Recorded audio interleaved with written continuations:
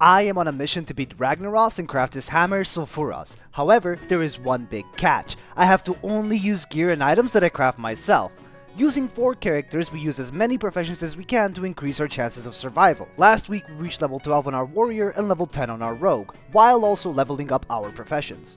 This week we focus on our warrior and our priest, leveling up more professions, almost dying a couple of times, creating our own guild, and most importantly, angler content. Welcome back to Hardcore CraftedLocked. We log in on our warrior, and our first order of business, due to popular demand, is fishing. I have personally never fished in World of Warcraft, like ever. Not in vanilla, not in TBC, not in Wrath, and definitely not in retail. And whilst it was calming, it's also pretty boring. So I am going to skip over a lot of the fishing in this video. After reaching level 34 in fishing, we decide to head to Stormwind, buy some recipes and a shiny bauble, which increases our fishing by 25. And we fished in Stormwind until level 52. After which we logged in on our druid and made some more potions for our warrior, seeing as how we were completely out of potions. We also finally pick up the nice little sweater that our priest knitted. And now we are a complete warband. Back on our warrior, we pick up the 2 potions of minor defense and the 3 minor healing potions, and we set off. Heading over to the forest's edge, it was time to kill these gnolls for their armbands. The same gnolls that were way too high of a level in the first episode. It was time for revenge.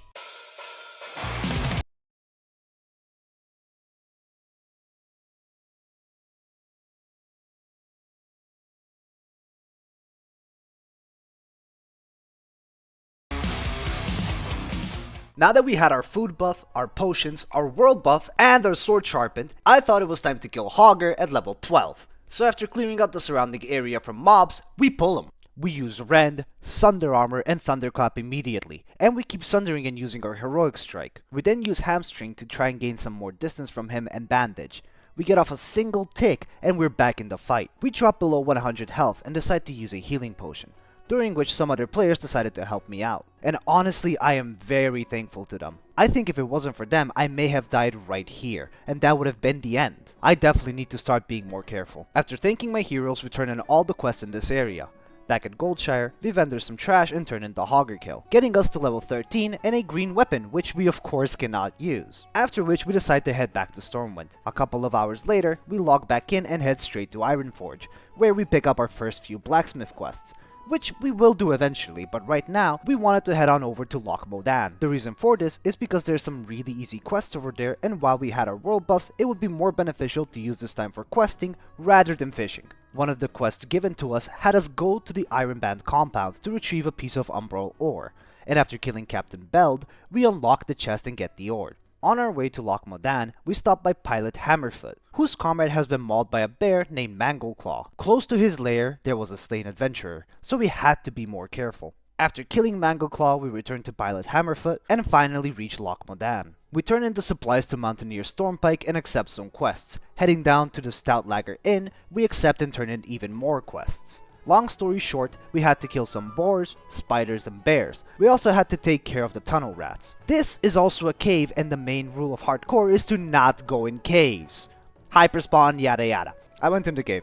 We started clearing some mobs, but as we mentioned, this is a hyperspawn area, and while we were clearing one mob, there were 2 more mobs on top of us. Since these mobs were casters and we couldn't interrupt them, we run out, dropping down to 96 health and using up another health potion just to get out alive. And since I do not learn from my mistakes, I went back in. Only this time, I took it slower, methodically cleared out the mobs, and most importantly, there was no one else in the cave messing up the spawn rates. After picking up all the Miner's League crates, we get the hell out of there and decide to finish off the rest of the ears that we needed outside of the cave. Thankfully, no more close calls for now, and we head over to the Stone Rod Dam, where I was 99% sure there are recipes for us to get, but sadly there was nothing here for us apart from a vendor to sell all of our trash to. We finally get the last ears that we needed, and with a full quest log, we head back to Stormpike, turning in a few of our quests and reaching level 14. Back at the inn, we turn in more quests and learn the recipe for blood sausages.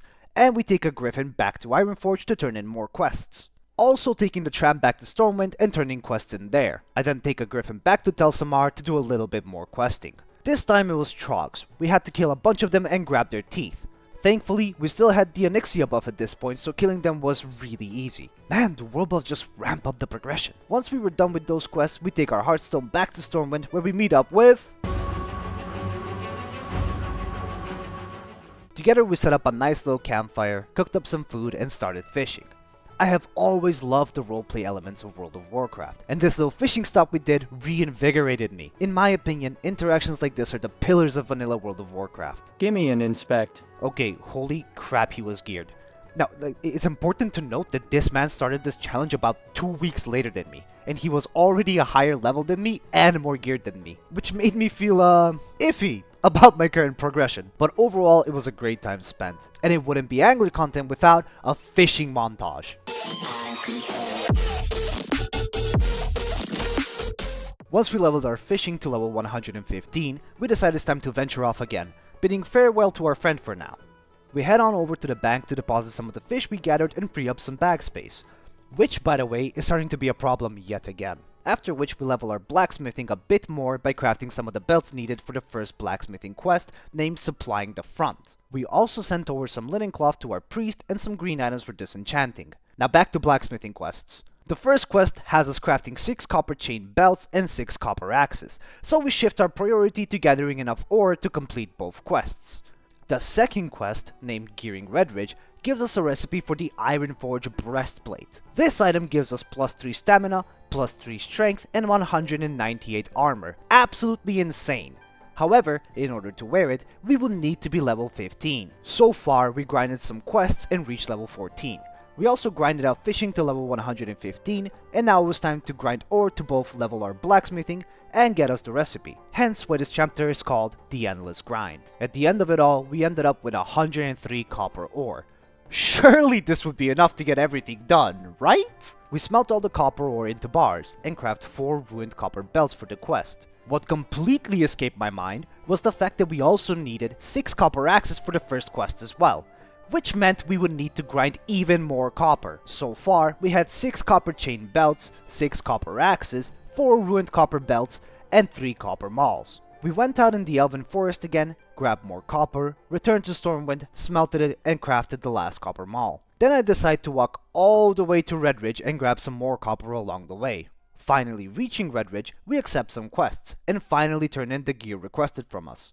So we finally get the recipe for the Ironforge breastplate. We are halfway done. We then fly to Telsamar to turn in other quests, and we harf back to Stormwind. Turning in a quest in Goldshire has us reach level 15. Finally. After which we grind even more copper. By now, I've been grinding copper for well over 3 hours, so I honestly could not wait to do something else. Which is when the opportunity presented itself. There was this rogue who was trying to kill Goldtooth. However, he was almost dead. Since I remembered how other people saved me when I was overconfident, I decided it's best to pay it forward. I jumped straight at Goldtooth, grabbing aggro from the rogue. He invites me to his group and I accept, and we end up killing Goldtooth, and also saving his life in the process. We chat a bit and he lets me know that there's a rare mob that spawned. So we decide to stay together in the group and search for this mob. And in the meantime, I just mine more copper. After a long time searching, we find Narg the Taskmaster.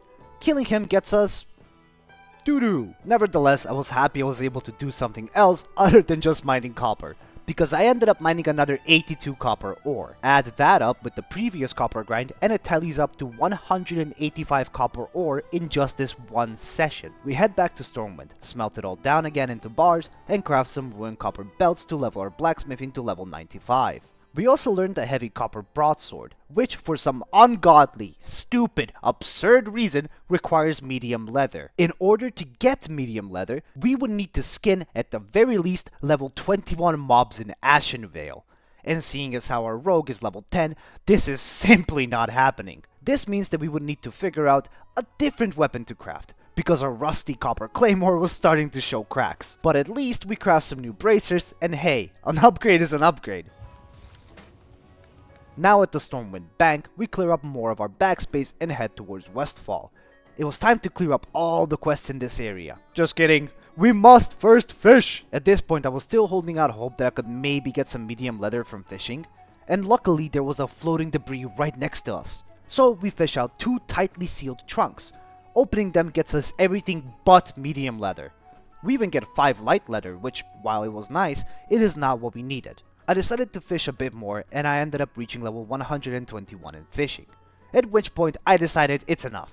We head to the Sentinel Hill and pick up some quests. We also took a griffin to Redridge to turn in a few quests and accept others. Anyone who has leveled in Westfall will remember this mailing questline.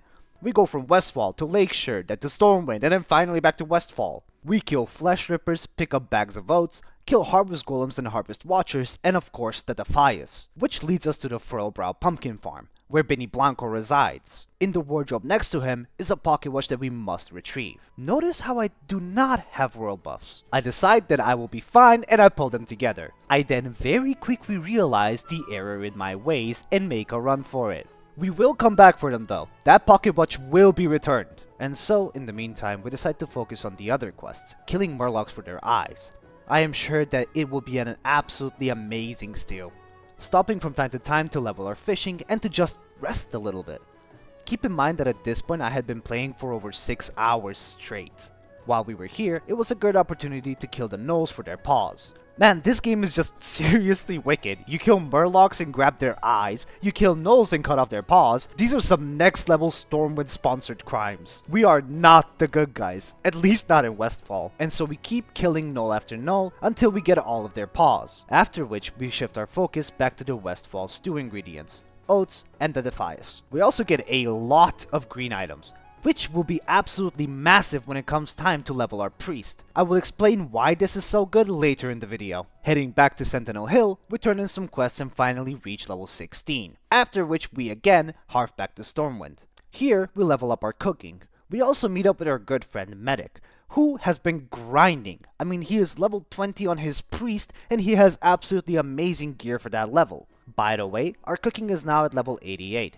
Which I was really happy with. Medic also shows off his warrior, which gave me an idea.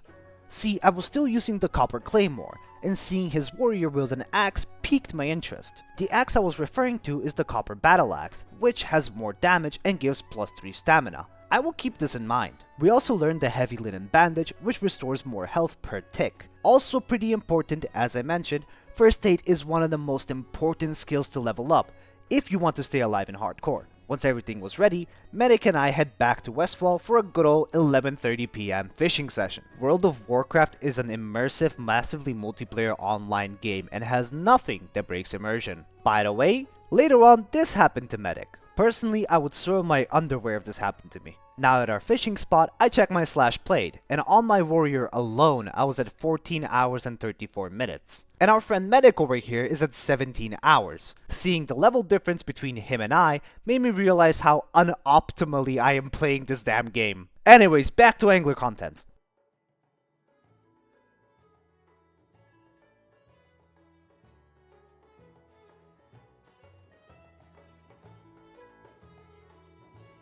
Until this little bastard decides to get insanely lucky, pulling a message in a bottle and a dented crate in about 2 minutes. I also realized that I didn't have a fishing enchant active, so I very quickly harfed back to Stormwind and we purchased bright baubles. After fishing a bit more, we level our cooking up to level 108, and we now had level 5 edible food, which would restore our health way quicker than the level 1 food we were previously using. Medic and I take a little seat at the campfire, and he decides to open up his bottles and coffers. And he gets absolute doo-doo. I was so sad for him that my frown turned into the biggest smile that I have ever conjured. We continue fishing and talking. Honestly, it was one of the most enjoyable parts of the grind. Simply sitting there fishing and exchanging stories was 1,000,000% more fun than mining copper. We spent around 30 minutes just fishing and cooking, and while this was a break of sorts from grinding, I was still grinding. See, the whole point of these fishing trips was to level our fishing and cooking, both of which are very important when it comes to crafting food, and any special fish we catch can be turned into potions by our druid, further boosting our strength and foothold on this challenge. Bidding farewell again to our good friend Medic, we head back to Stormwind and cook up some more fish, getting our cooking up to level 116. We then smelt more copper, and with 12 copper bars, 2 weak flux, 2 malachite, 2 rough grinding stones, and 2 light leather, craft the copper battle axe. We then craft some more ruined copper belts, which teased us by getting our blacksmithing up to level 99. And then craft more heavy linen bandages, which got our first aid up to level 67. And since we don't know how to wield two-handed axes, we are forced to fly to Ironforge and learn axe wielding from Bullywith. And finally, we equip our axe. a strong warrior of the Alliance now wielding a very strong axe. Now, one thing about vanilla WoW is that you have to level every weapon skill starting from level 1. If you tried to fight high level mobs with a level 1 weapon skill, you would only miss on the enemy and they would only dodge you. So our first order of business was to level the axe skill, and while we were at it, we mined even more copper. It honestly wasn't bad at all. It was actually quite fun. I could feel the power of this axe. And while we were out mining, we also opened more chests, hoping for some much needed resources. As we keep mining, make sure to like and subscribe if you have made it this far. It's what keeps me making these videos for you guys, and you can also become a channel member if you want to show some extra support for some benefits. Now at Redrich, we mine more copper, vendor some trash, and fly back to Stormwind, where we smelt all of the copper we have mined, get our blacksmithing to level 100, and finally learn the recipe for the Ironforge breastplate. And with 16 copper bars, 2 tiger's eye, and 3 rough grinding stones, we finally craft it.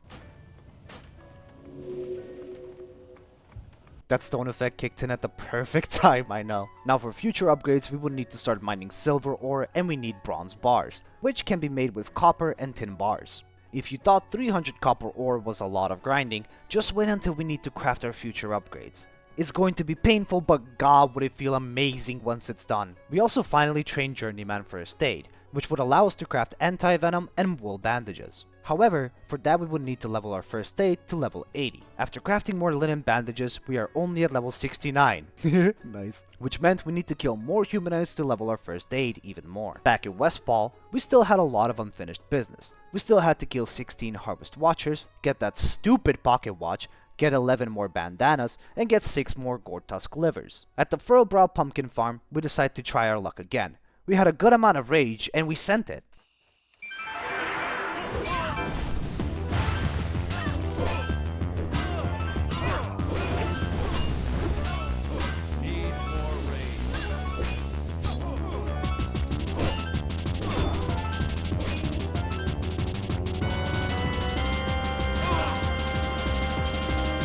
Health warning.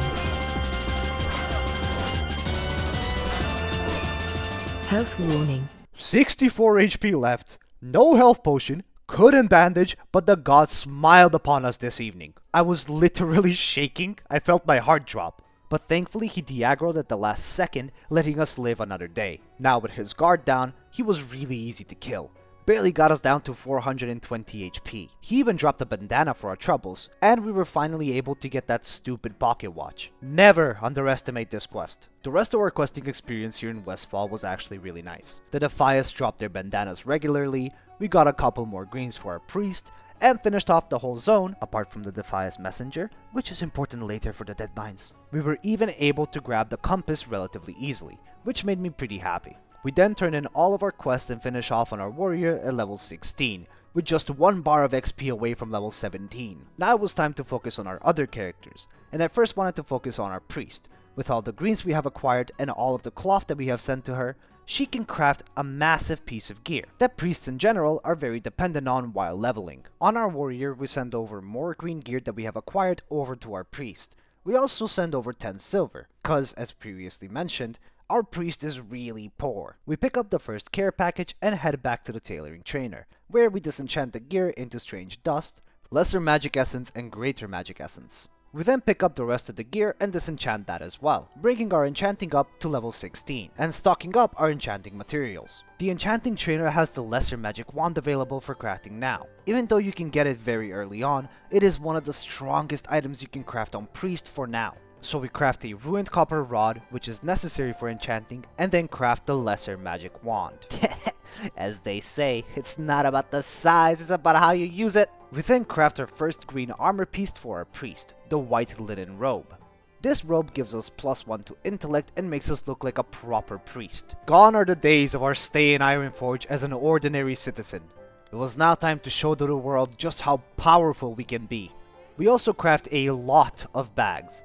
10 in total actually, 4 for our priest, 4 for our druid, and 2 more for our rogue, making almost every character have 34 slots of bag space. This part felt especially good to me, because all of the grinding I had to go through was starting to pay off, making every character's life way easier. All of this also brought our tailoring up to level 64, which was really cool keeping in mind that we almost never left Ironforge. But it was now time to level up our priest, because in order to unlock journeyman tailoring, we would need to get to level 10. And let me tell you something now. If you played priest on hardcore and you complained about leveling, I am going to personally find your house and tell you why you are wrong. See, priest still has the easiest leveling experience out of like all the classes that I have played. Our rogue needed potions, bandages, gouge, and evasion to survive Dunmorrow. Meanwhile, this is how leveling on the priest looked like.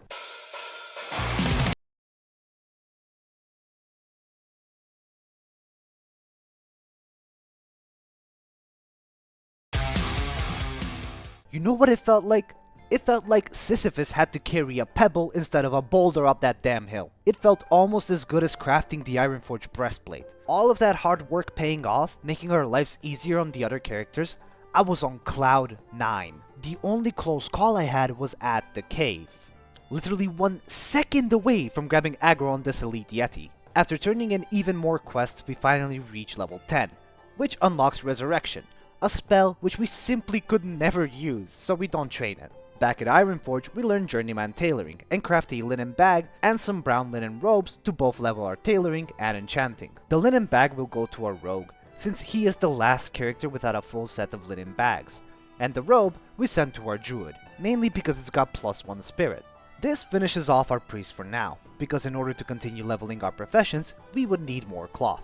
During this whole time, on my Discord I asked you guys to give me suggestions for the name of our guild, and after we gathered all the suggestions, we made a poll for the community to vote on. It was really close, but we ended up with the name DIY or Die, which I was very happy with. There were honestly so many creative submissions, and I'd like to thank you all for participating. But now that the guild name was picked, all that was left is to actually create the guild. Logging in on our warrior, we purchased a guild charter, and a couple of people actually showed up. And it was hands down the coolest experience I have had on this game. We were all dancing in the town square, practically begging people to sign our guild charter.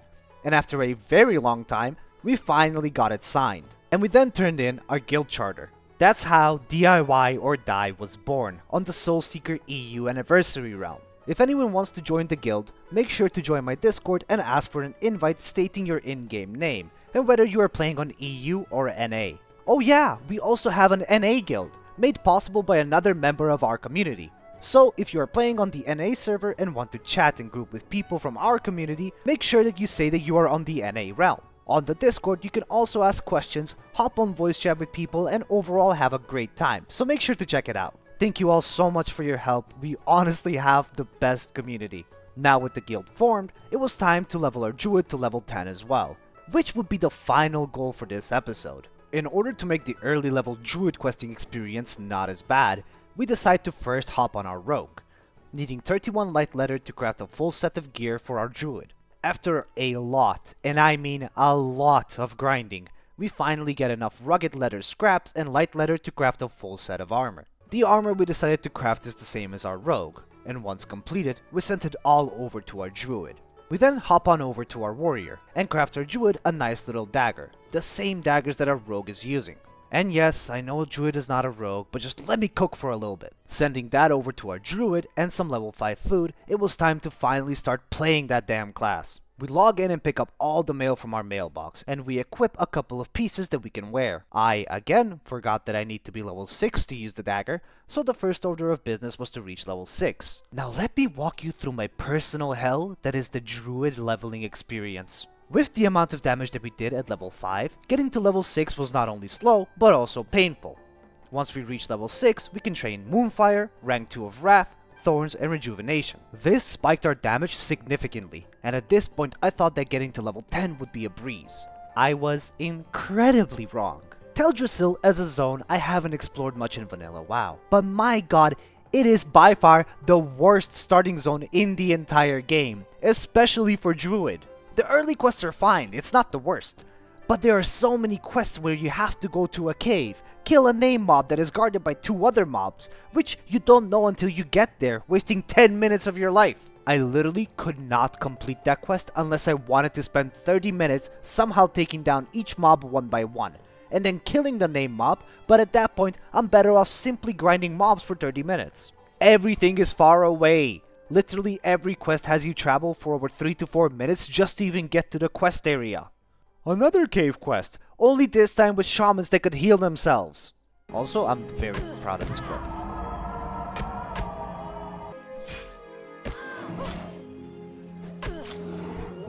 Health warning.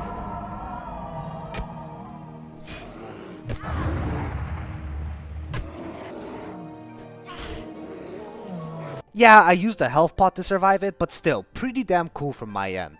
I go down the stairwell, only to discover that every place with a chest has group aggro mobs. So if I hit one of them, I will aggro all of them in that area. So I get out. But wait, the game decides to be funny. Because it took me so long to clear and get down into the cave, the mobs outside already respawned. So fun. Thanks, Blizzard. Granted, that quest is meant to be completed in a group, but at 3 AM, I was simply unable to find enough degenerates awake to complete this quest with me. So we go to Darnassus, turn in some quests. Even though the quests are at the opposite ends of the city, we then get a quest called Tumors, where we need to kill Timberlings for their tumors. Sounds easy, right? Only they are spaced so far away from each other, and we use up all of our mana to comfortably take down a single Timberling. Whoever is responsible for Teldrassil needs to go and visit a therapist, because that person clearly has experienced a lot of trauma throughout their life and decided that Night Elf players will have the absolute worst starting experience. And don't even get me started on the naked wetlands runs. So after running out of milk and sitting to restore mana a little bit quicker, I head back over to Darnassus and turn in the quest, getting me to level 9. I then get back to Dolinar and turn in another quest. And, of course, the one NPC that I need to be closer decides to be at the end of their path. Simply put, this is where I decided that instead of leveling the druid, I should probably get to work on this video and level the druid next time. Now that all of our characters... But Saki, your druid isn't... Shut up! I said all of our characters are level 10, I think a little tier list wouldn't hurt. Coming in at F tier is druid. The only one at F tier. Druid. Coming in at C tier is Rogue. From level 0 to 6, it is by far the worst experience. Thankfully, we had rested XP, so getting from 5 to 6 wasn't as bad, but I can imagine how bad it can be without it. At A tier, we have Warrior. The early levels aren't bad at all, especially with Battle Shout, and you are able to get a weapon pretty early on. What's more is that if you go human, you would be near Stormwind, which is amazing because you can get the Onyxia buff every now and again. And at S tier, the last character that we have are Priest. It is literally the most fun, easy, and painless class to level and play. You get extra health, really good spirit, a shield that you can activate every 15 seconds, and you can wand. In your talent tree, you also have wand specialization, which is just mwah, chef's kiss. That will be all for today, folks. Join us next week as we finally venture the Deadmines, level our druid, and continue our journey to become the CraftedLocked legend, wielding the Hand of Ragnaros. Please make sure to like and subscribe, and comment what your favorite part of the video was. If you want to support me, you can join me as a channel member, and in return get some more benefits. Thank you all for watching, and I will see you next Saturday.